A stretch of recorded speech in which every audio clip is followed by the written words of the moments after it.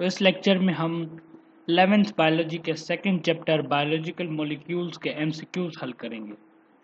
याद रहे ये जो एमसीक्यूज हैं वो मैंने कुछ पास्ट पेपर से निकाले हैं, कुछ बुक से और कुछ मैंने अपने बनाए हैं जो कि आपको एमडीकेड के लिए बड़े हेल्पफुल होंगे। तो चलिए स्टार्ट करते हैं फर्स्ट एमसीक्यू से। पहला MCQ, if one ribose molecule were bonded to one adenine and one phosphate molecule we have a. जब एक राइबोज मॉलिक्यूल एडेनाइन से मिलता है और एक फॉस्फेट मॉलिक्यूल भी मिलता है तो क्या बनता है?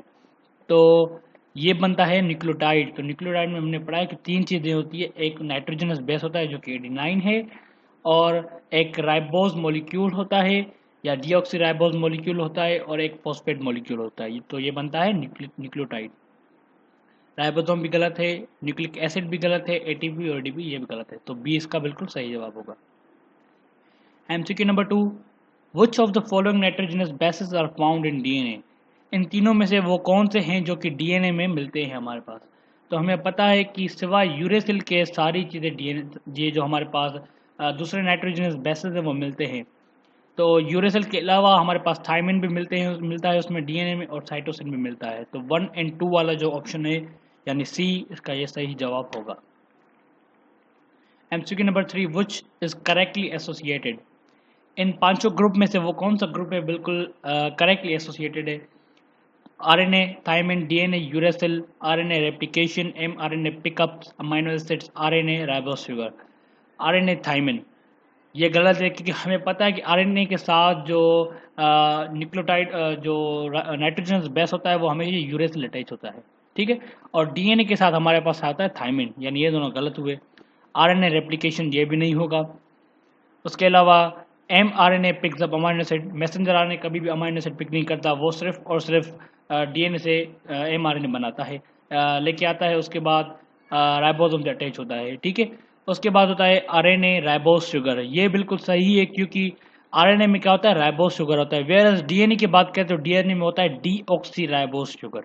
तो ई इसका बिल्कुल सही जवाब होगा। MCQ number 4, in a typical nucleotide the nitrogenous base is attached to the dash carbon of pentose sugar। ये बोल रहा है एक न्यूक्लियोटाइड में नाइट्रोजनस बेस जो होता है वो पेंटोज शुगर की कौन से नंबर कार्बन पे अटैच होता है?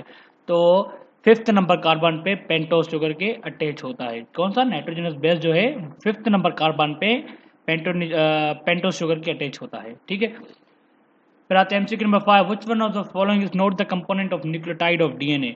इन पांचों ऑप्शन में से कोई एक ऑप्शन है जो कि डीएनए के न्यूक्लियोटाइड का कंपोनेंट नहीं है, डीएनए के न्यूक्लियोटाइड में नहीं पाया जाता। H2PO4 ये फॉस्फोरिक एसिड में पाया जाता है। उसके अलावा ये शुगर डीऑक्सी राइबोज ये पाया जाता है, नाइट्रोजनस बेस भी पाया जाता है, और शुगर राइबोज ये नहीं पाया जाता क्योंकि ये जो राइबोज शुगर है वो सिर्फ और सिर्फ आरएनए में मिलती है, ठीक है।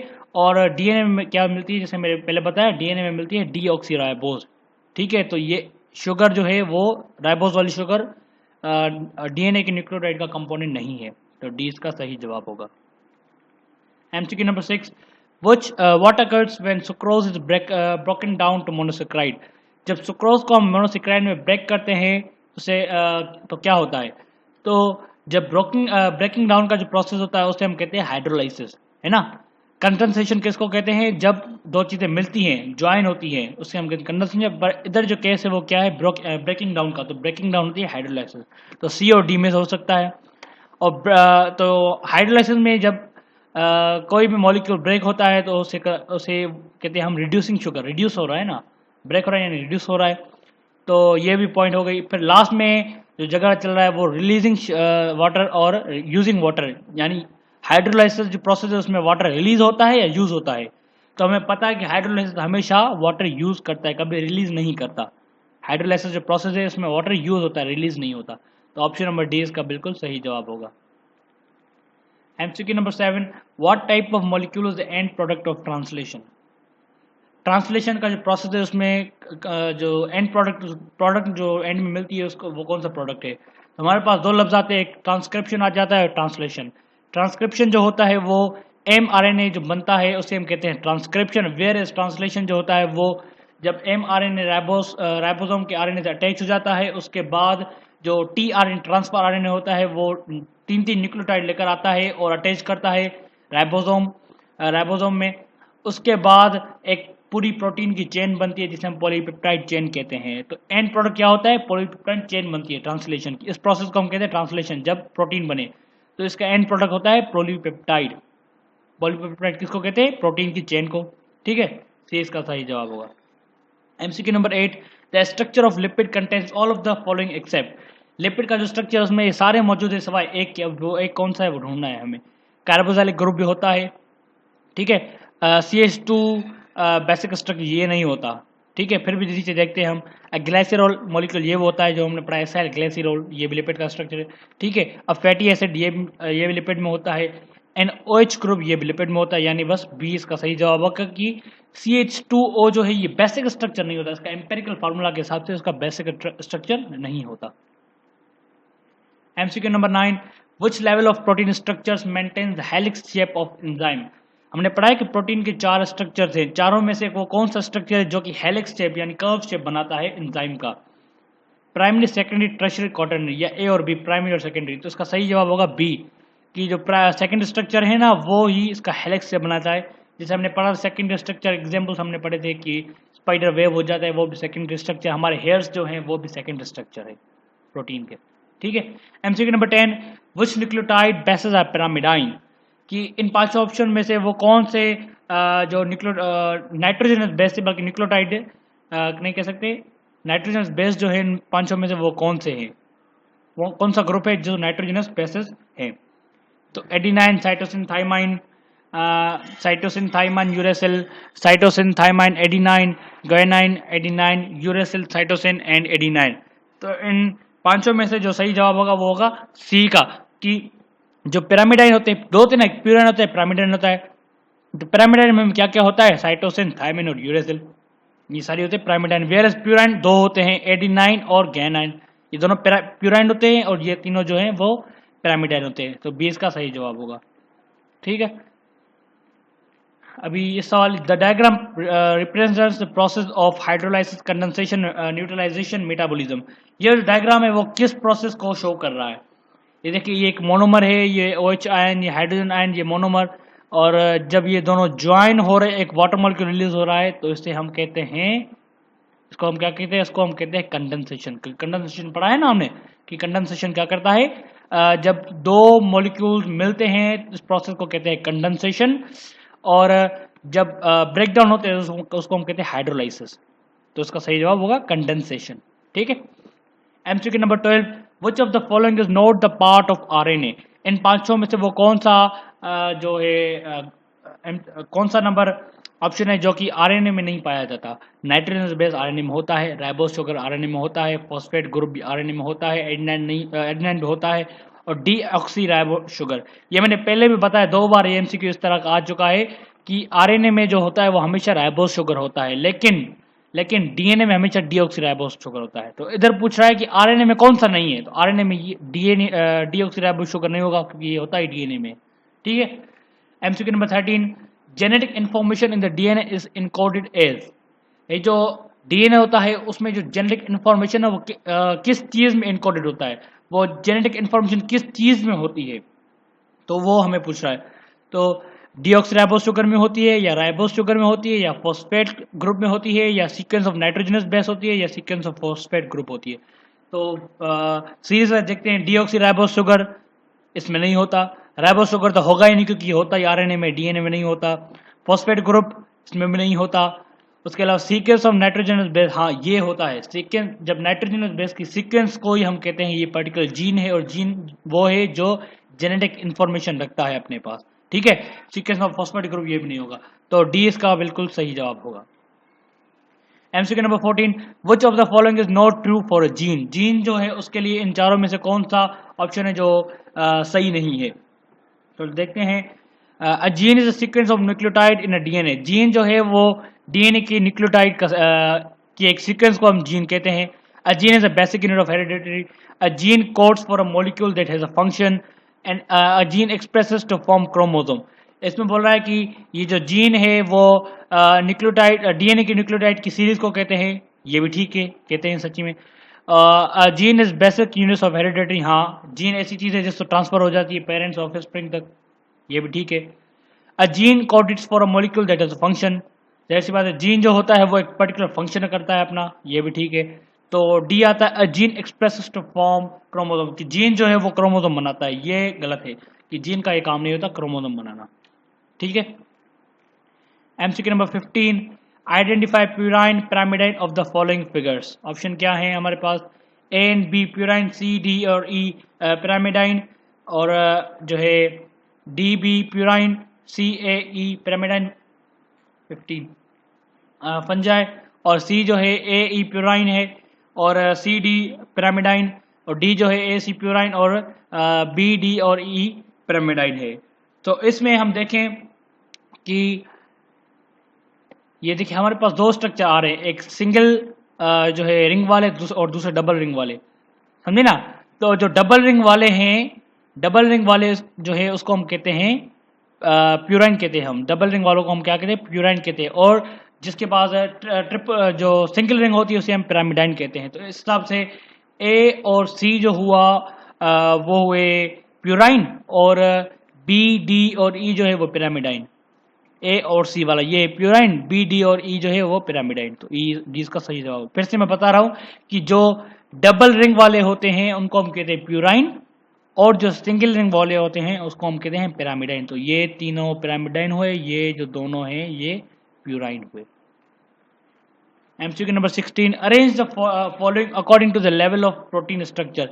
इन चारों को प्रोटीन के स्ट्रक्चर, जैसे पहले हमने पढ़ा प्राइमरी, सेकेंडरी, टर्शियरी, क्वाटरनरी, तो इस स्ट्रक्चर के हिसाब से इनको सेट करना है कि कौन सा प्राइमरी है, फिर कौन सा सेकेंडरी है, फिर कौन सा टर्शियरी है, फिर कौन सा क्वाटरनरी है।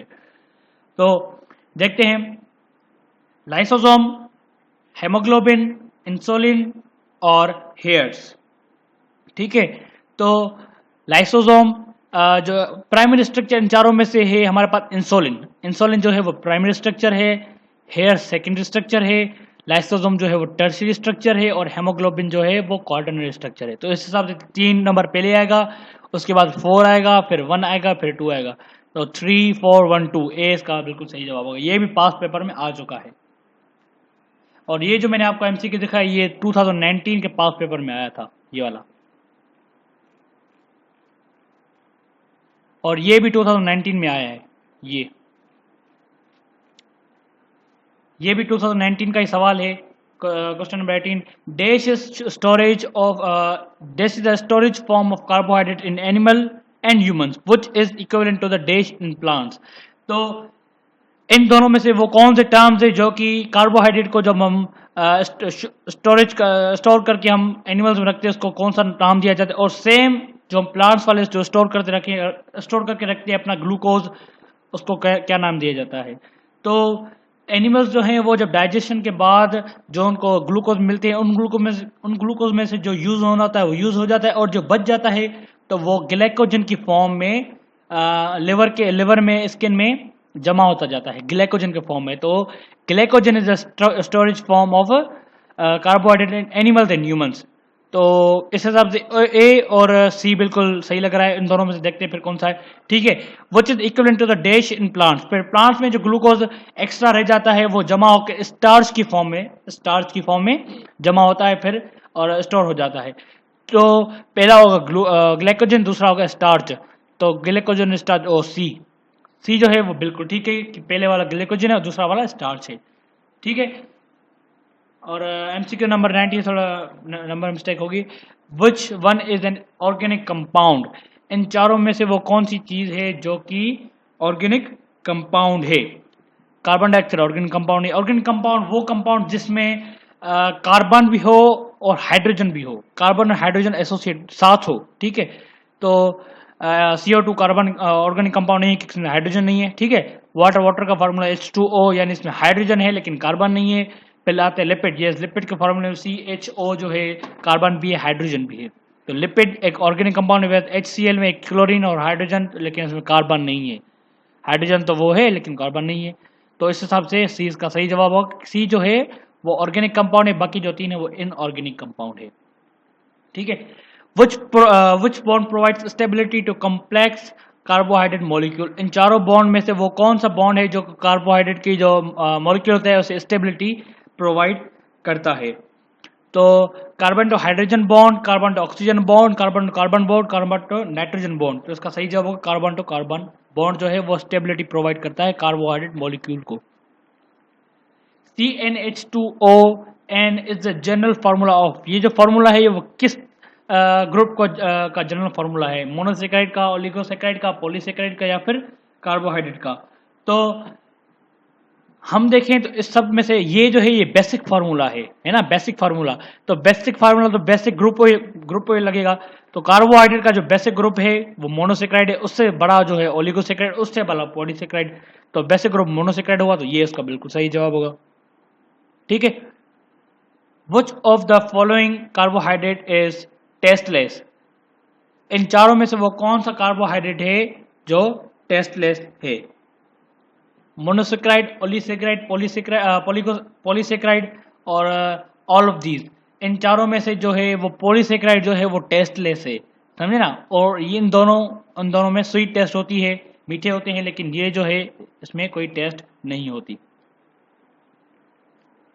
Which of the following carbohydrate can not be hydrolyzed, इन चारों में से वो कौन सा ग्रुप है, वो कौन सा ऑप्शन है जो कि हाइड्रोलाइज नहीं होता, जो कि ब्रेक नहीं हो सकता? तो वो सिंपल है मोनोसेक्राइड। मोनोसेक्राइड क्या है? सिर्फ एक सेक्राइड है। जैसे अमाइनो एसिड प्रोटीन का बेसिक है ना, सिर्फ एक होता, इसको अमाइनो एसिड को ज्यादा डिवाइड नहीं कर सकते हम। तो मोनोसेक्राइड जो है वो भी कार्बोहाइड्रेट का बिल्कुल बेसिक है, तो इसको भी हम डिवाइड नहीं कर सकते, इसको हम ब्रेक नहीं कर सकते। तो ये जो मोनोसेक्राइड है वो कभी भी हाइड्रोलाइज नहीं होता। ठीक है। MCQ number 23, ribose is an example of, ये जो राइबोज है वो इन चारों में से किस चीज का एग्जांपल है? ट्राइओस, टेट्रोस, पेंटोस, हेक्सोस। तो राइबोस शुगर यानी राइबोस जो है वो पेंटोस का एग्जांपल है, पेंटोस। ये भी बुक में टेबल लगी हुई है।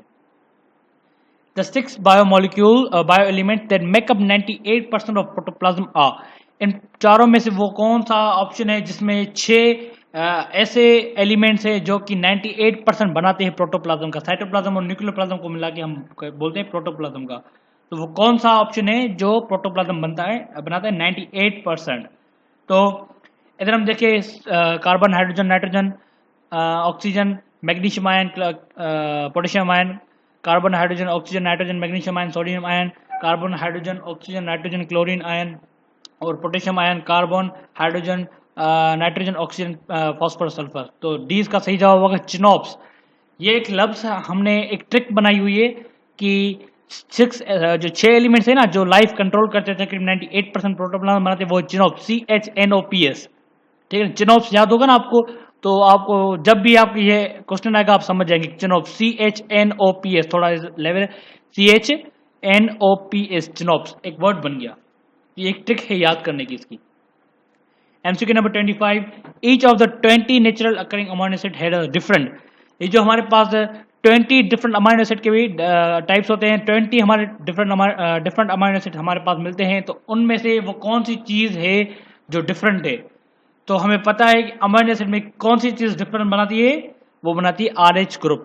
R ग्रुप होता है जो हमने पढ़ा है कि अगर RCH2 हो तो उसको हम C9 कहेंगे, Alanine कहेंगे। अगर R का जो R ग्रुप है, रेडिकल ग्रुप जो होगा वो चेंज होगा तो अमाइनो एसिड भी चेंज होगा, अमाइनो एसिड का नाम ही चेंज हो जाएगा। MCQ number 26, when a protein undergo a hydrolysis reaction the end product is, जब प्रोटीन को हम हाइड्रोलाइज करते हैं यानी ब्रेक करते हैं तो क्या बनता है? तो प्रोटीन एक पॉलीमर है, तो पॉलीमर को ब्रेक करते हैं, मोनोमर बनता है। तो मोनोमर प्रोटीन का क्या है? प्रोटीन का मोनोमर है अमाइनो एसिड, क्योंकि अमाइनो एसिड मिलकर ही तो प्रोटीन बनाता है ना। तो प्रोटीन का मोनोमर क्या है? Amino acid. तो ए इसका सही जवाब होगा। अब fatty acid is unsaturated if it, fatty acid unsaturated है तभी जब when it contains one hydrogen, when it contains hydrogen, when it contains double bond, contain an acidic group, bonds to glycogen। तो ये बोल रहा है कि फैटी एसिड जो है वो अनसैचुरेटेड तभी होगा जब इसमें डबल बॉन्ड होगा, समझे ना। सिंगल बॉन्ड वाले को हम कहते हैं सैचुरेटेड, और जिसमें डबल बॉन्ड और ट्रिपल बॉन्ड हो ना उसको हम कहते हैं अनसैचुरेटेड। ये टॉपिक केमिस्ट्री में पढ़ाई जाती है और बायो में भी है, समझे ना। फिर से बता रहा हूँ कि जिसमें सिंगल बॉन्ड हो उसे हम कहते हैं सैचुरेटेड, और जिसमें डबल और ट्रिपल बॉन्ड हो उसे हम कहते हैं अनसैचुरेटेड, समझे ना। फिर आते हैं MCQ number 28। Steroids are classified as, steroid जो है वो किस ग्रुप से ताल्लुक रखता है, कार्बोहाइड्रेट, लिपिड, प्रोटीन या फिर न्यूक्लिक एसिड। स्टीरॉइड जो है वो लिपिड है, स्टीरॉइड क्या है, वो एक लिपिड है।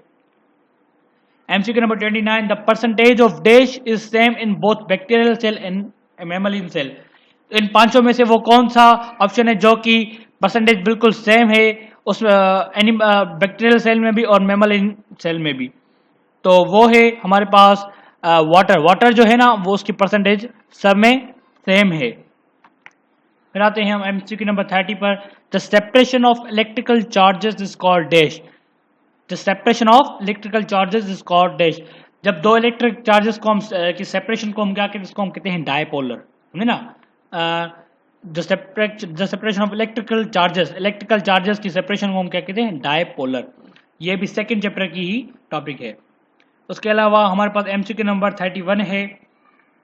Water contains following properties except. Water में ये चारों प्रॉपर्टीज सिवाय एक के, बेस्ट सॉल्वेंट, वाटर एक बेस्ट सॉल्वेंट भी है। उसके अलावा जो है high specific heat capacity, water की हाई स्पेसिफिक हीट कैपेसिटी भी है। हाई हीट ऑफ वेपराइजेशन ये भी है। हाई हीट ऑफ क्रिस्टलाइजेशन और एटमॉस्फेरिक मॉलिक्यूल, तो ये सारे ठीक है सिवाय एक के, डी के। Water do not have any high heat of crystallization, तो डी इसका बिल्कुल सही जवाब होगा। MCQ number 32। There are macromolecules except, these are macromolecules except. इन ये सारे बड़े बड़े यानी मैक्रोमोलिक्यूल्स है, बड़े मॉलिक्यूल्स है सिवाय एक के, तो वो होगा प्रोटीन जो है वो पॉलीमर यानी मैक्रोमोलिक्यूल हुआ। पॉलीसेक्राइड जो है वो भी पॉलीमर यानी मैक्रोमोलिक्यूल हुआ। लिपिड जो है वो भी मैक्रोमोलिक्यूल है। मोनोसेक्राइड जो है ना वो मोनोमर है, यानी मोनोमर है यानी माइक्रोमोलिक्यूल है, समझे ना। तो ये मैक्रोमोलिक्यूल नहीं है, यानी डी इसका बिल्कुल सही जवाब होगा। चलते हैं हमारे पास 33 क्वेश्चन नंबर पर। Which bond store high amount of energy. इन पांचों में से वो कौन सा बॉन्ड है जो हाई एनर्जी स्टोर करता है, वो है कोवलेंट बॉन्ड। कोवलेंट बॉन्ड जो है वो हमेशा हाई एनर्जी स्टोर करता है। MCQ number 34। From the following which is और आर कॉल्ड सिंपल शुगर्स। इन चारों में से जो है वो सिंपल शुगर हम किसको कहते हैं, मोनोसेक्राइड, ओलिगोसेक्राइड, पॉलीसेक्राइड या डी ऑल ऑफ दीज।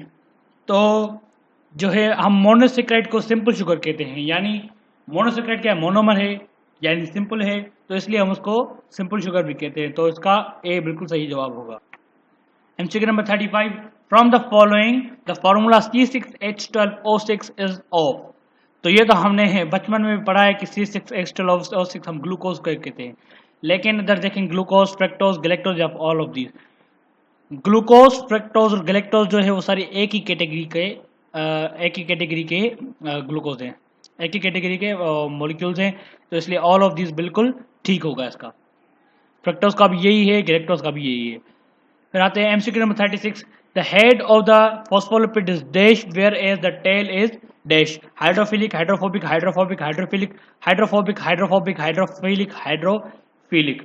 तो इस हिसाब से हमारे पास देखते हैं जो हेड है हमारे पास वो हमेशा हाइड्रोफोबिक होता है, सॉरी हेड जो है वो हाइड्रोफिलिक होता है, और जो टेल होता है वो हाइड्रोफोबिक होता है। जो हमने पढ़ा है उसमें सेल मेम्ब्रेन वाले स्ट्रक्चर में, यानी वो प्लाज्मा मेम्ब्रेन जो होता है, सेल क्या होता है, हाइड्रोफोबिक होता है, और सेल हाइड्रोफिलिक होता है, हेड हाइड्रोफिलिक होता है, और जो टेल है वो हाइड्रोफोबिक होता है। ठीक है, तो अब आते हैं एमसीक्यू नंबर 37 पर। Derivatives of some terpenes are found in vitamin A1, A2, vitamin B1, B2, vitamin C1, C2 and vitamin K1 and K2। तो ये बोल रहा है कि जो टर्पीन्स है, जो लिपिड की क्लास है टर्पीन, उसके जो डेरिवेटिव्स होते हैं ना वो कौन सी प्रोटीन में हमारे पास मिलते हैं, तो वो मिलते हैं विटामिन A1 एंड A2 में। तो इसके इस हिसाब से ए हमारा सही जवाब होगा। फिर आते हैं हमारे नेक्स्ट सवाल पर, MCQ number 38। The sex hormones are formed by. Sex hormones होते हैं वो कौन सी चीज़ बनाती है, आर फॉर्म्ड बाय, तो वो कौन सी चीज़ से बनते हैं? वो है स्टीरॉइड। स्टीरॉइड जो है वो है लिपिड की क्लास है, तो सेक्स हार्मोन जो है स्टीरॉइड से बनते हैं। ठीक है। MCQ number 39, from the following which behave as the basic skeleton of DNA. इन सारों में से वो कौन सा ऑप्शन है जो डीएनए का बेसिक स्केलेटन के रोल के हिसाब से रोल प्ले करता है? तो वो है पेंटोस शुगर, क्योंकि पेंटोस शुगर ही सारी चेन को, जो न्यूक्लियोटाइड की चेन होती है ना, फिफ्थ, जैसे मैंने एमसीक्यू हल करा हुआ था पीछे कि फिफ्थ नंबर कार्बन से एक ये न्यूक्लियोटाइड अटैच होते हैं, सारी चेन ही वही बनाते हैं। तो इस हिसाब से जो बेसिक स्केलेटन होगा वो पेंटोस शुगर बनाता है। फिर हमारे पास लास्ट एमसीक्यू आ गया, the process in which mRNA carries information from nucleus to the ribosome is called. वो प्रोसेस जिसमें mRNA जो है ना वो न्यूक्लियस से इंफॉर्मेशन लेकर राइबोसोम के पास आता है, तो उससे हम क्या कहते हैं? तो ये मैंने पहले भी बताया, दो अल्फाज मैंने बताया आपको, ट्रांसक्रिप्शन और ट्रांसलेशन। ट्रांसक्रिप्शन इस चीज़ को कहते हैं जो mRNA बन के राइबोसोम के पास आती है, उसे ट्रांसक्रिप्शन कहते हैं। और उसी mRNA की वजह से जो अमाइनो एसिड यानी पॉलीपेप्टाइड चेन बनती है, उसे हम कहते हैं ट्रांसलेशन। लेकिन इधर पूछ रहा है mRNA carries information from nucleus to ribosome, तो वो है प्रोसेस ट्रांसक्रिप्शन। ये मैंने आपको पहले बताया कि ट्रांसक्रिप्शन का प्रोसेस है। तो इस सारे चैप्टर के जो एमसीक्यूज़ हैं वो मैंने एक पीडीएफ बनाकर डिस्क्रिप्शन बॉक्स में लिंक दी है। आप जब उसको क्लिक करेंगे तो वो आप सामने आ जाएंगे और आप उसको डाउनलोड भी कर सकते हो, और साथ ही साथ उसकी की भी गिवन है उसी पीडीएफ में अंदर, की भी गिवन है। और तो आप इजीली उसको डाउनलोड कर सकते हैं। अगर आपको ये वीडियो अच्छी लगी हो तो लाइक कर दीजिएगा, और अगर आपने अभी तक सब्सक्राइब नहीं किया तो मेरे चैनल को सब्सक्राइब कर ले और साथ में बेल आइकन को दबा ले, ताकि मेरी हर नई वीडियो की नोटिफिकेशन आपको रिसीव हो सके। Thank you very much.